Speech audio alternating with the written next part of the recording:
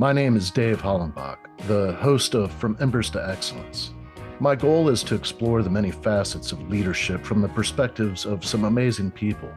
In addition to leadership, I like to discuss mental health, PTSD, and overcoming adversity. If you have a favorite episode, I would love to hear about it. Message me through social media or my website, and I will share some free tools to help you achieve your goals.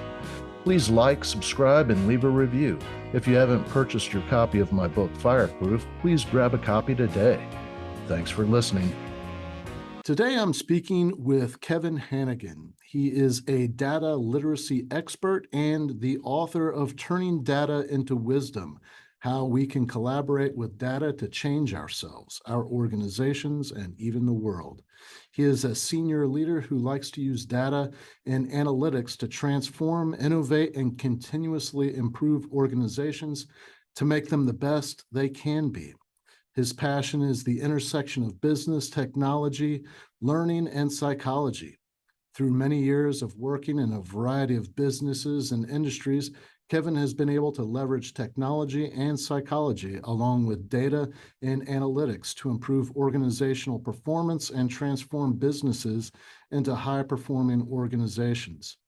Kevin frequently speaks and writes on topics of data-informed decision-making, the future of learning, and growth mindset. So we're going to dig into this, and this is going to be a great conversation. Thank you very much, Kevin, for coming on, and I'm looking forward to talking about your book and your experience. Yeah, thanks for having me. I'm looking forward to this one for sure. So, well, let's start off with where you were born and raised, and maybe some of your early influences that maybe or maybe not, but set you on this trajectory and really develop this passion. Yeah, it's an interesting path, that's for sure. So born and lived my whole life other than college in Massachusetts. So no haters out there if they're Patriots fans or Red Sox fans. That's me, unfortunately, or fortunately. But I went to school actually as a technical geek. I was a math major with statistics and a computer science major. And back then, I liked it. I loved technology. I loved innovation. I started realizing early on in my career, like right when I got out of university, that technology continues to evolve and evolve and evolve. And I always say this joke, like when I was in college, cloud was a meteorology class. Now it's an IT course. Like it's really hard to keep up. So I started going back to school at night, taking like continuing education courses. And I just wasn't internalizing what was being taught. I wasn't catching on it. And so I'd start, doing some research online and understanding. And what I realized was a lot of it was partly because it was being taught wrong. Part of it was because we're changing so fast as a world. We don't always, our brain doesn't forget everything that happened before. It stays in your brain. You have to kind of unlearn it. And so it put me down this path of learning about like psychology, decision making. I have 4 kids now. The oldest one has special needs, and this was kind of the icing on the cake. Is once they were able to speak and stuff, they would say things where I'm like, where did that come from? Like that doesn't seem rational to me. And so I started doing a lot of research on what's rational, what's logical, and it really opened my eyes that my thoughts and beliefs are based off of my experiences. He has a different experience. He's going to have different thoughts and beliefs. You're going to have a different background. And what was really eye-opening to me was most of the time he was right. He was more right than I was. And it was kind of a reality check is like, wow.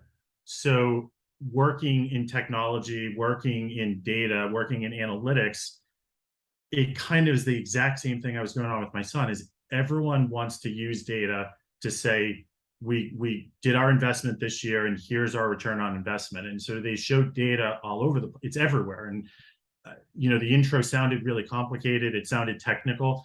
When I say data, it's not just numbers. It's like, did someone leave a good review on your Amazon account? Did someone, what's the weather report? It's all data, it's information. And people will use information, but because the world's changing so fast, because there's so much of it, they don't check that the information doesn't have a different meaning. Just like when my son would say something, I'm like, well, he's wrong. That's crazy. I have the right answer. people will do that all the time, and it leads them not only to make less than ideal decisions, it leads them to make tragic decisions in work, but also in life. And so it just put me on this mission of how do we educate people how to use what I call like forever skills or soft skills to make sure you're seeing the information and the data in the fullest perspective to really say what it means, because it means different things to different people at different points in time. I'm curious, the path that you took from high school to college to, your professional career. Can you talk a little bit about that, and maybe some of your education and then your experience, because you've applied your experience in the professional world to understand more of your children's mindset and psychology. So I'm curious about that. Exactly. Yeah, and I'll start at the end. I'll say one thing I recommend to anyone in the business, anyone interacting with people, which is like everyone, is take a few classes on psychology. If you can really understand why people think the way they think, you're going to be so much better off. So, like I said, undergraduate degree, bachelor of science in computer science and math, very technical, worked on computer programming when I first got out of college, was doing software engineering. But with that concept where I said, like, I want to learn more things, I started going back to school to do web design. And I started building out websites. I'm dating myself, but this is when the internet just started. So like websites were like HTML 4.0. It was very up and coming. And so I started figuring, okay, well, I can do some of that stuff on the side. But it's when I started realizing people learn differently and I need to kind of unlearn these things. I went back to school for adult learning, basically instructional design, and have a master's in that. And the background there is, as adults, we learn differently than kids. And so you can have an education degree, but if it's for elementary school, you're teaching in a different way because kids are like a blank canvas. There's a different set of degrees for when you're teaching adults, because we don't have a blank canvas. We're very opinionated. We have lots of life experience. And so we have to educate by bringing that life experience back into the picture, reflect on it, and then apply on top of it. So it was a whole master's program on how can adults learn better skills. And it wasn't until, and that lasted me, maybe 10 or 15 years after my undergrad. It wasn't until I had my first son, which was probably, maybe 10 years after my undergrad, that I started saying, I need to learn psychology because I have no idea what's going on over here. It's like, it didn't seem rational, and it was rational, but it was just different. Just like, maybe not the best analogy, but the neighbor is Spanish, you want to learn Spanish, you go back to school. Well, my neighbor, had autism and I didn't speak it and I didn't understand it. So I needed to go back to school and learn about it. And I think psychology is a great way to do that, because I learned about things like rational thinking. I learned about how they're black and white. So there is no room for interpreting. It's a very low context culture. When you say something like, I'm going to run up the stairs, they literally think you're running up the stairs and will say, don't do that, you'll get hurt. Why don't you walk up the stairs? And it just totally different mindset. When all of those things came together, I felt like there was this big light bulb over my head that was like, this isn't about me and my son. This is about everyone in today's world being overloaded with information on the news outlets, on the websites, in how do we process that and make meaning from it. Knowing that our brains, are flawed, right? We have bias. We look for things that validate our opinion. We don't look to challenge it. And it just, ever since then, it's become kind of my go-to, is I want to educate people that there is value out there, but you have to do it the right way. Otherwise, it's going to cause some potentially unintended consequences. Yeah, you've said several things that I want to dig into. So, like, understanding how the brain makes decisions, how the brain processes information, the implicit bias that you just touched on, because we all, through our life's experiences and just whatever culture that we grow up in, the things that we hear adults say as we're growing up, and we end up without, I mean, sometimes without really recognizing that we're stereotyping people. And so I'm Absolutely. curious how you've dug into this and how you explain it in your book. And can you dig into Yeah, that a and little bit?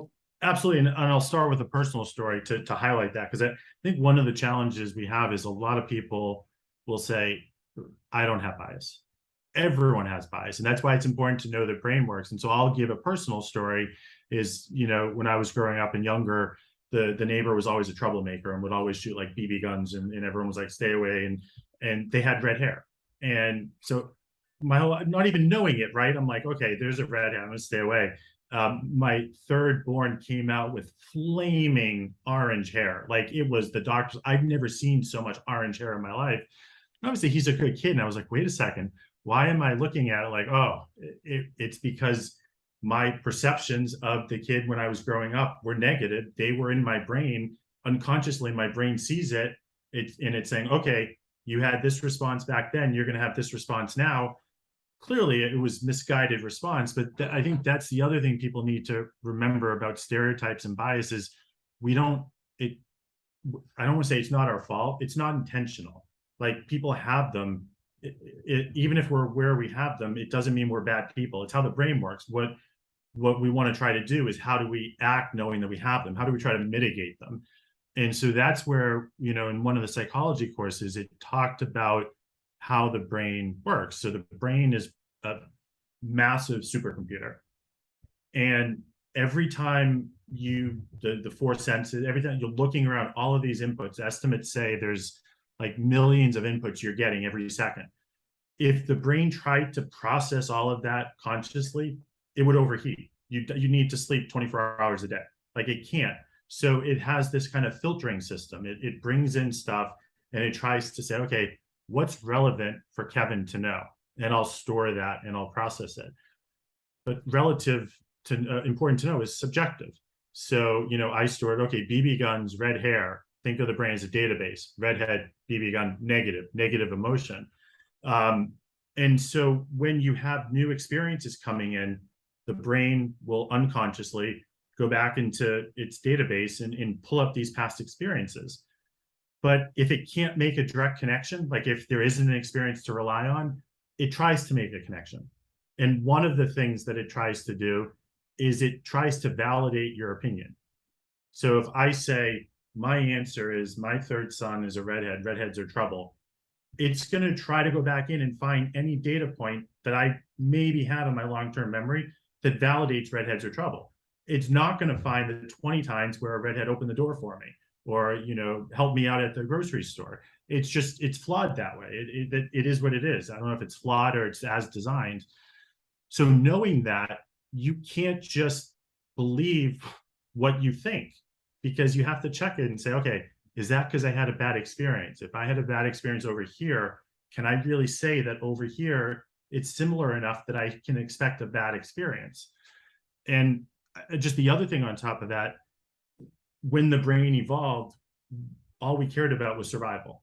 Like, don't have the dinosaur eat me. Where's a cave? Where's my food? Where's my shelter? Nowadays, it's so complex and subtle that it's beyond survival. It's like, how do I get a promotion? How do I find, a spouse? How do I do? And so it makes it really hard for the brain to pull out the right answers for you without checking them and validating that you're not having this kind of bias. It's really hard to do that. And I guess the reason it opened my eyes is I saw my son, and the responses I was getting was completely contradictory to what was already in my brain. But it wasn't irrational. It was just, those were his experiences. And like I said, most of the times I was the one that was biased, not him. It's really cool. Yeah. Well, it's interesting hearing your perspective, because I've had these conversations, with individuals that specialize in neuroscience and neurofeedback, and talking about the evolution of the brain and how the negativity bias type of thing. So, I mean, we can look at our experiences day in and day out and how we tend to recall that negative experience more than the positive, you know? Absolutely. Well, the brain, again, and without going into too much nerves, that the brain's evolved over time. So, we started out with like the emotional brain, and that's the fight or flight that we run into. And it's not till we get later on into kind of that logic brain, but that's why emotions play a big factor in our decision making. And jumping to the mitigation, that's why when people say sleep on it, it it's actually based in science, right? Is they want you to get out of that emotional part of your brain because it clouds your judgment. It makes you make decisions that are more based off of fear, or like you said, anger and anxiety, some type of emotion, as opposed to, weighing the cost benefit and making a rational decision. Now, one of the things that you talk about is data literacy. How is what we're just talking about, these biases that is really, evolution, or the evolutionary development of our brain, and really being able to have this data literacy to help us in our decision-making process. I mean, I feel like there's just a pretty clear connection there between those. Absolutely. In data literacy, for anyone that's not too familiar, it's a buzzword, and sometimes it comes off as technical. Like, data literacy is not data science. You don't need to be a statistician. Probably the highest, most general level definition I could say is, it's how do you use critical thinking with data so that you don't come up with the wrong outcome. One of the more technical, longer definitions say, how do you read, work with, and challenge data? And what they mean by challenge is talking about what we just did with the brain. So you're in a business meeting and you go into it saying, okay, I have to save my team. Our sales are dropping. We might have layoffs. I need to figure out what's going on. And someone in another team presents a spreadsheet and it shows a data point that says, well, lead generation is down 20%. Instantly, we're saying, okay, it's not our fault, it's their fault. The reason we're down is because there's no leads. It's their fault. And that happens time and time a day in life. It happens in business, and it's called confirmation bias. It's, you look for the data that validates your opinion, but you think about the sciences that really go at it structured, like, a research scientist. They use the scientific method. Let's have a hypothesis. And then what we do is we do everything under our power to try to invalidate the hypothesis. When we can't, we'll assume it's true. In business, because of these biases, we do the complete opposite. Here's our opinion. Let me find one data point that loosely looks like this is the answer that validates my opinion. Let me stop looking for anything else, and let me shout to the world, this is my answer, here's the data. Even though that data is probably misleading, it's probably another cause that caused it, it's probably missing the context, we just say, stop, here's the answer, let's move on. Data literacy is, how do we check that so that we don't move on? We say, okay, this looks like this, but let me challenge it. In what situation could leads be down, but our sales be down unrelated to it? In what situation is that completely irrelevant to our situation? And we just don't do that sometimes because we're not aware. Sometimes life goes so fast, we say we don't have time. We have to make decisions like yesterday. And that's what data literacy is. It's stopping, thinking, and using critical thinking skills, which, quite honestly, I don't want to go on a tangent, we don't teach in schools anymore. And we don't learn in work. We kind of do the opposite. We kind of suppress those skills. I mean, there's a clear correlation between, how people, operate in the business world and the importance of data, but in our personal lives, can you talk about how we can utilize data to improve our personal lives? Yeah, so many. I mean, there's one level of, like, just think about, where am I going to go on vacation, right? I'll look at Airbnb reviews, data. You look at, pictures, data. COVID is a unfortunate pandemic, but so many things we can learn from it. How many people during COVID said to their significant other or friends, I want to go on vacation, or I want to go to work, or I want to go to this concert. I don't know if it's safe. and obviously safe is not a scientific word, right? There's always risk, but data literacy helps us understand what are we really trying to get out of it. So someone who's data literate might say, okay, I want to know if I can go to this concert and there's a very low risk that myself or anyone in my family will get seriously ill and get hospitalized. Okay, that's more specific. Then in the beginning of the pandemic, we saw 20 different charts that would show like the curve, and everyone freaks out because it's going up. No one knew what those meant.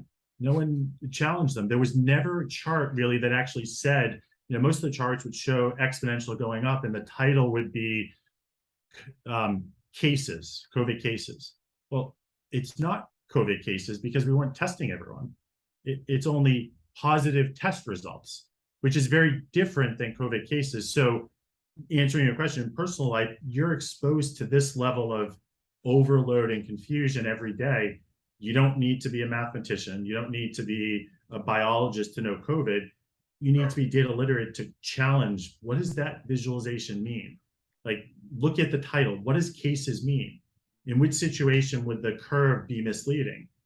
Is it maybe because we're not testing everyone? Is it because we're only testing the elderly and the first responders? Or go back to the vacation example. What are my goals? Do I want to be walking distance to a beach? Do I want to eat at a 5-star resort every night? Do I want to go to an amusement park? And then use that to challenge the data you're seeing, see the reviews and see all these different things.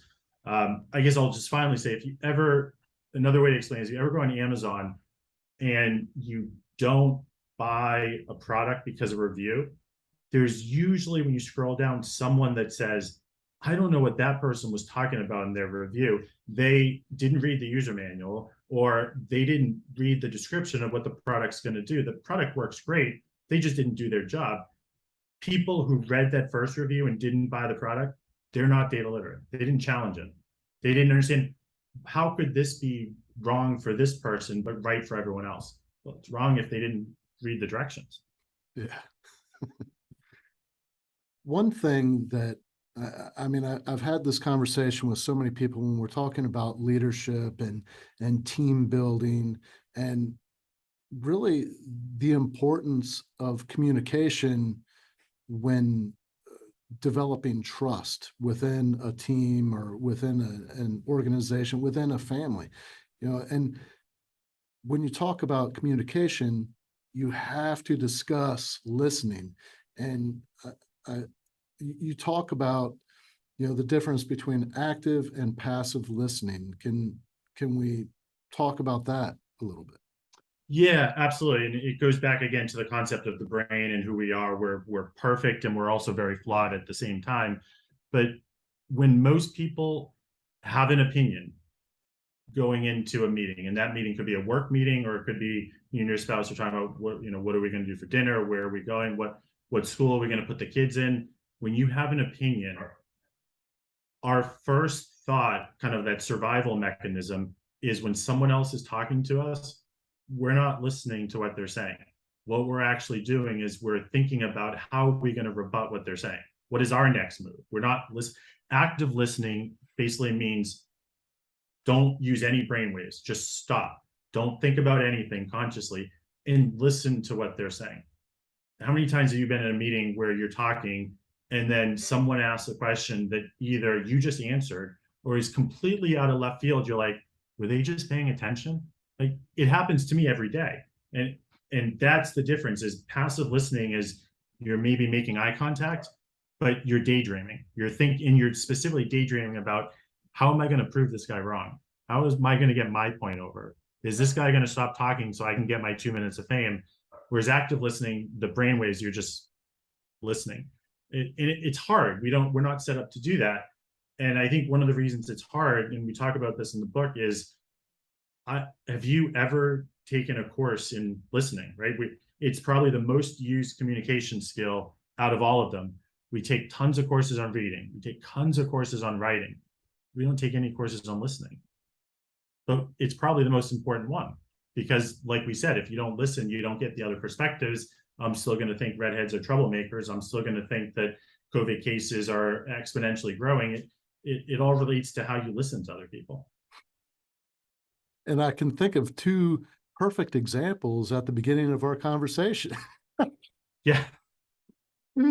So, and I only recognized it after the fact, where you're talking about being from Massachusetts, and I'm like, yeah, my cousin's from West Hartford, Connecticut.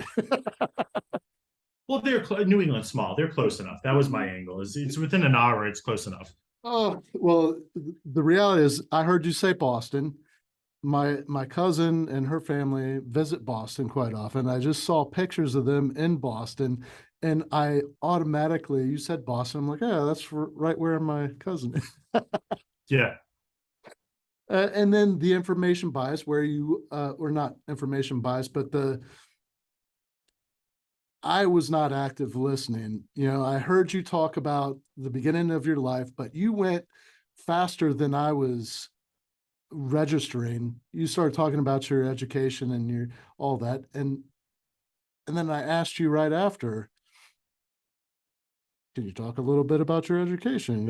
And that's a good example because it's a two-way street, right? So, there's a balance on my side of how fast do I talk to get information out and show the passion while still, not being like, wow, is there a rewind button or a slow down button?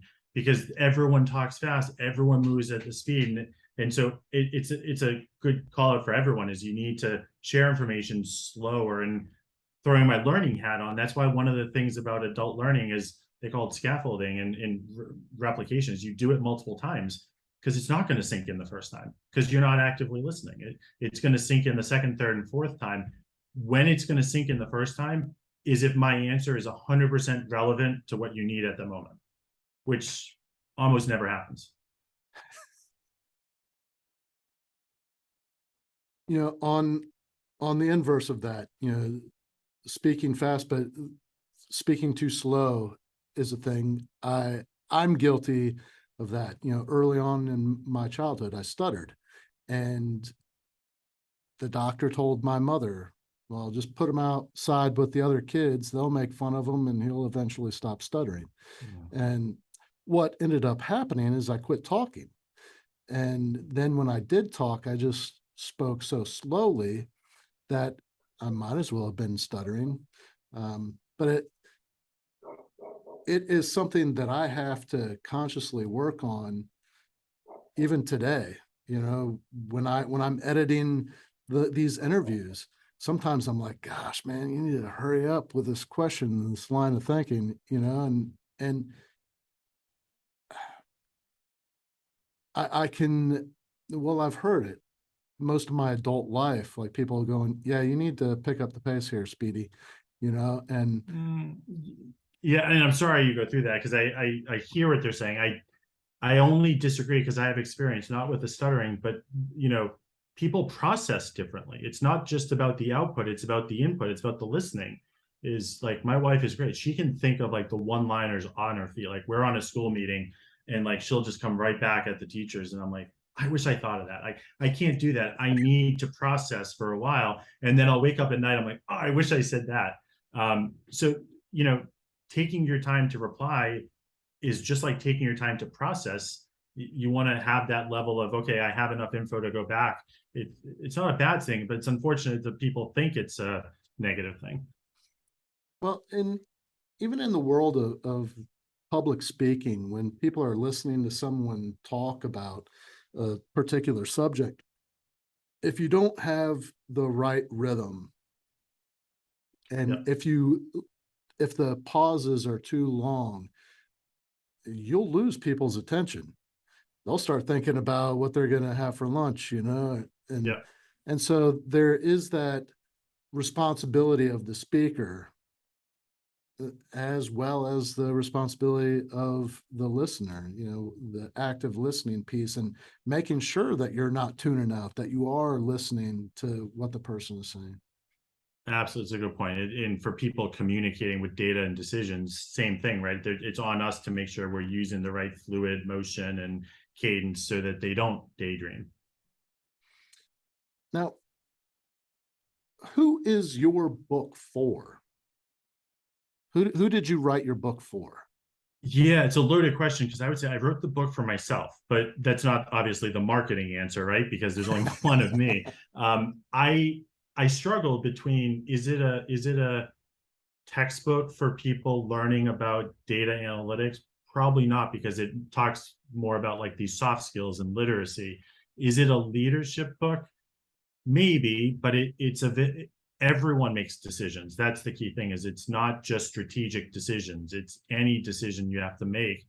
So then I went to the complete other extreme and I said, it's anyone who ever thinks they make less than ideal decisions because they get overloaded with information and they tend to make snap judgments and they tend to think and respond emotionally. That's who it's for. And the feedback that I've gotten is people that are open to saying we have a bias, we're flawed, have learned from it. There are some people that still think it's voodoo magic, and we're doing like mythic spells about how do you unbias the brain. It takes the right growth mindset basically to be open to it. Can you talk a little more about the content within your book and how you teach people to implement this process of Yep. utilizing data to gain wisdom? Yeah, so we start out, again, going back to trying to keep people's attention and keep them engaged. When we're doing lectures and stuff and workshops, I always start with like quiz questions to get the brains thinking. You can't do that in a book. So in the book, we start out with the brain's flawed. Here's how the brain makes decisions, because I want people to read it and say, oh, wow, okay, I have some professional development I can do. I can learn about these things. And for those people that say, nope, my brain is not flawed, then they can just put the book down then. So weed them out early. After we kind of address that, then we go over, I call it a 6-step process for decision making. And just marketing, they all start with A's. So it's like ask, acquire, analyze, apply, announce, assess. And it goes through a set of steps that you can make. So the first one, ask. You wouldn't really think about it, but when you hear it, it's common sense. Many times we have like a genius answer, but we answered the wrong question. And it goes back to Moneyball, which is one of my best earliest influencers, how everyone was focused on, well, the batter needs to be this size and they need to have this average. And Billy Beane's like, it's all about on base percentage. Like that was kind of that perspective of people were trying to answer who's the best baseball player by saying who has the best batting average. It's the wrong question. It doesn't matter if you walk or hit, it's you get on first base. It's who has the best on base percentage.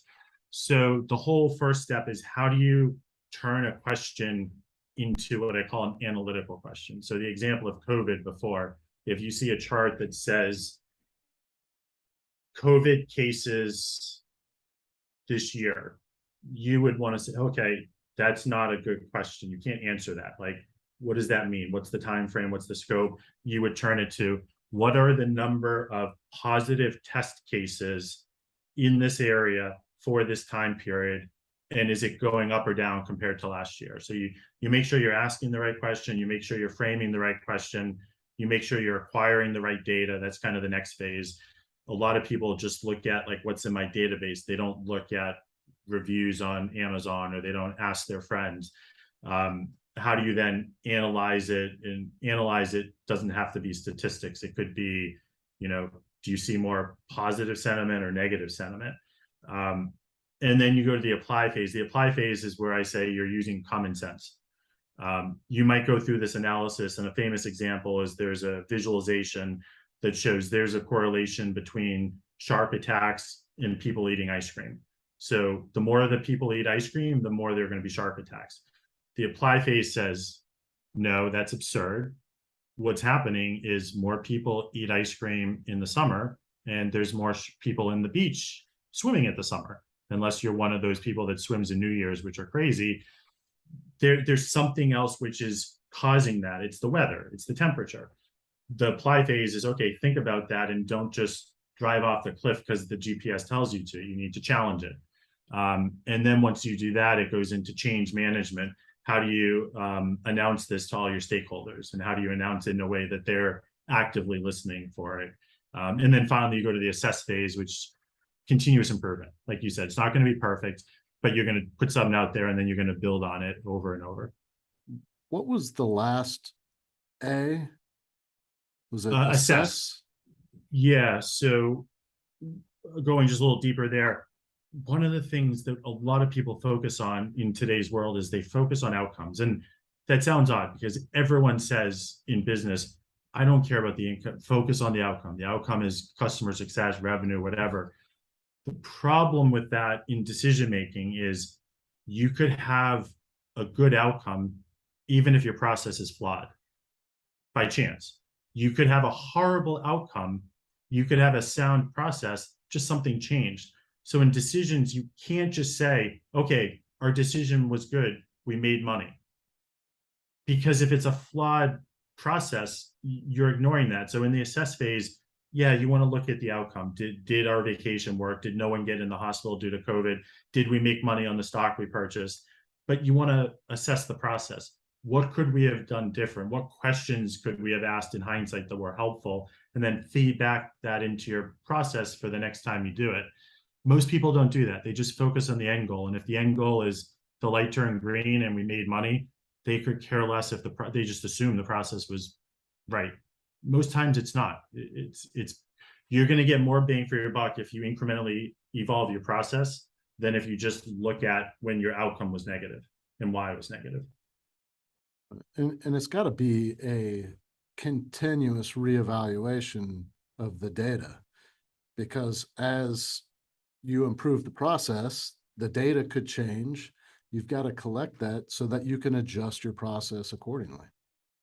That's one of the biggest. The world is changing so fast, and that's a problem, because if we're used to like these long twitch, long projects where you come up with the result and you pick your head up, the whole world's changed and the question's irrelevant anymore. So you've got to go fast. And we know with fast, it's not going to be as perfect, but that's why you have to keep your head up.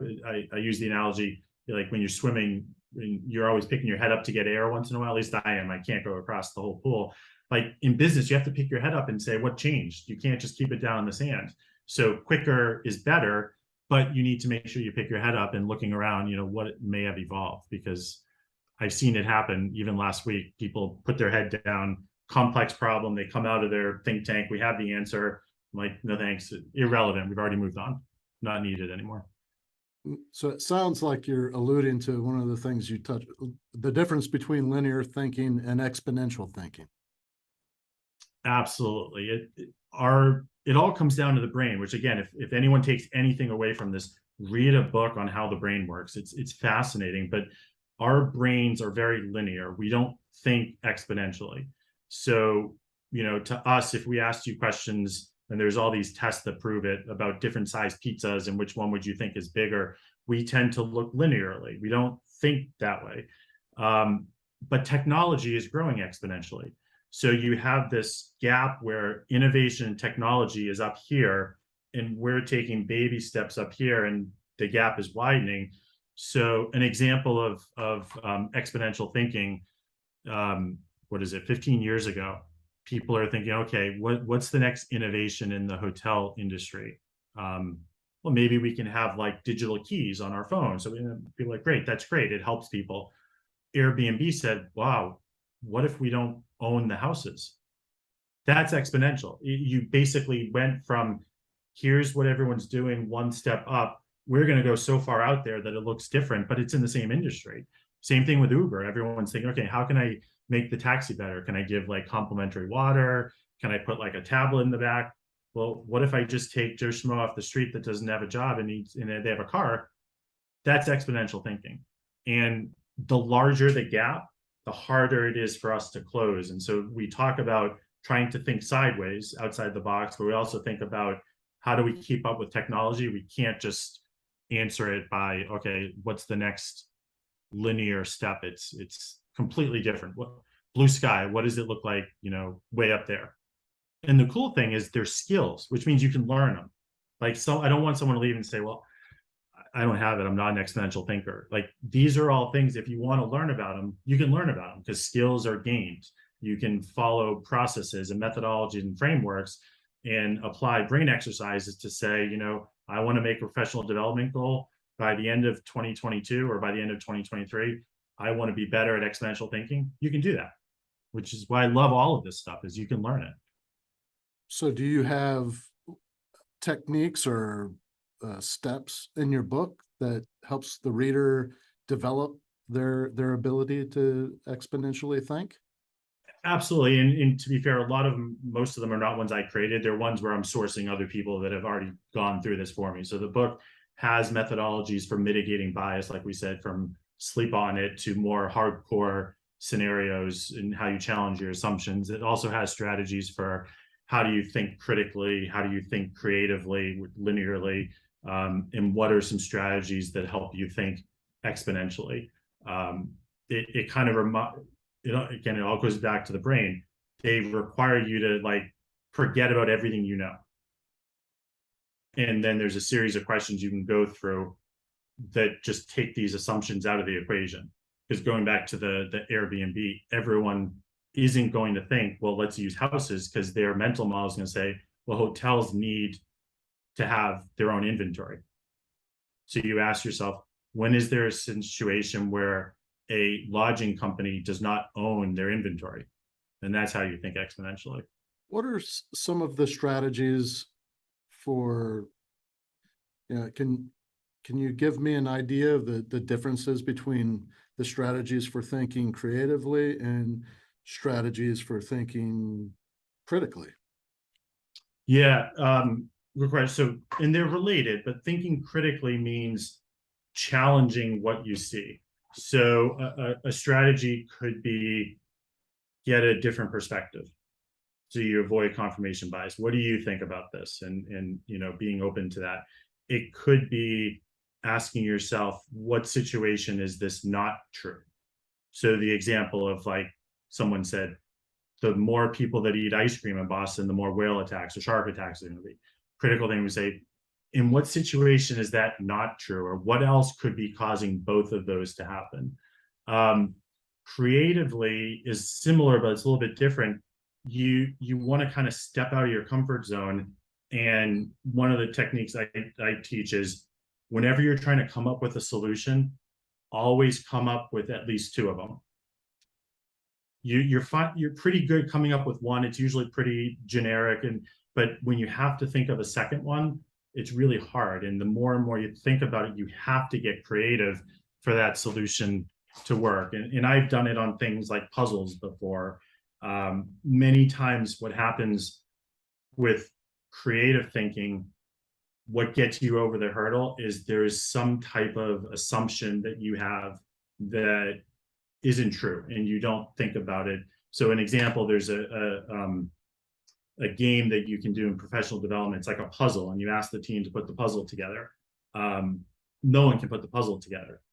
And it's all about creative thinking. The reason they can't put the puzzle together is they have all these assumptions. So then we pause and we say, okay, list out all your assumptions about the puzzle. And it's fascinating. They're like, there's 4 corners.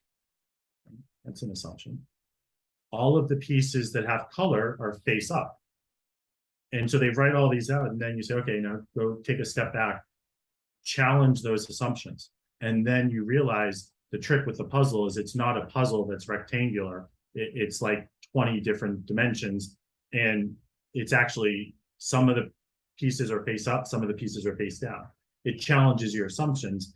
And so the creative thinking is, why do you think you can't do this? Well, because all puzzles have 4 corners. I find the corners first. That's what I always do. Well, when is that not true? Okay, with this puzzle, and then it allows them to find the puzzle and solve it a little bit better. So critical is thinking of different ways and challenging them. Creative is about understanding what assumptions you have and then suppressing them, and you'll see the other avenues for solving it.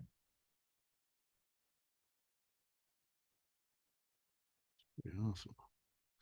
So for those listening that want to learn more about you, connect with you, I'm wondering, do you do any coaching? Is that a thing? Not for, I mean, they can learn about, so they can go to kevinhanegan.com. I do a lot of speaking engagements. I'm still an introvert, so I don't do a ton of them. I like talking, but I don't like the build up to them and all that stuff. But I have a couple that I do blog series, webinar series. So they can go to kevinhanegan.com. But I should mention, I have a full-time job at a data and analytics company. So that keeps me busy. So if there are people listening that are customers of that company, Click Software, I'm sure they've seen me doing presentations for them and similar. And I noticed that there was another website that you're, I don't know if it's still the data literacy project. Yeah.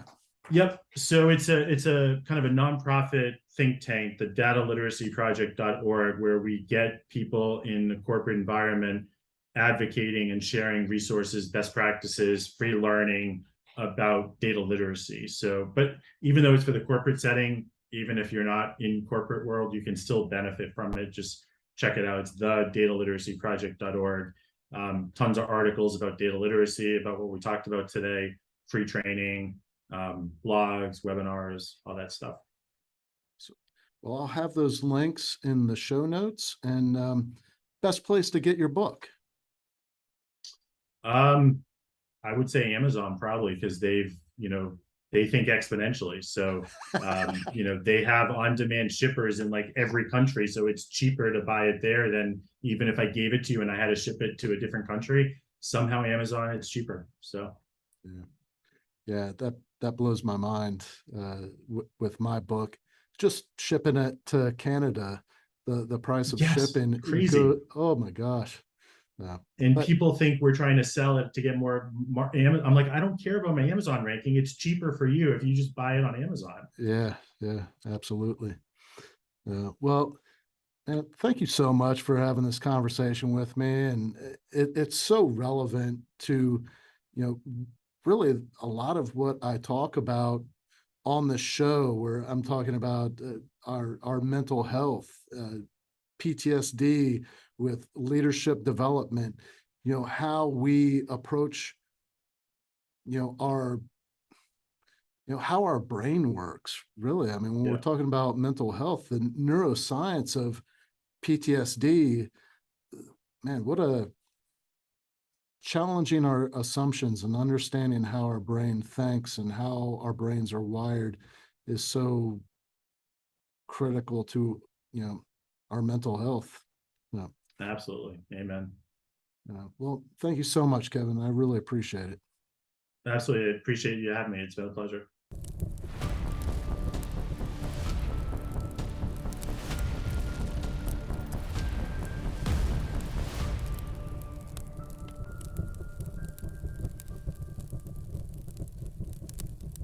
Thank you for listening to this episode of From Embers to Excellence. Please visit hollenbachleadership.com for additional content, and don't forget to like, subscribe, and leave a review.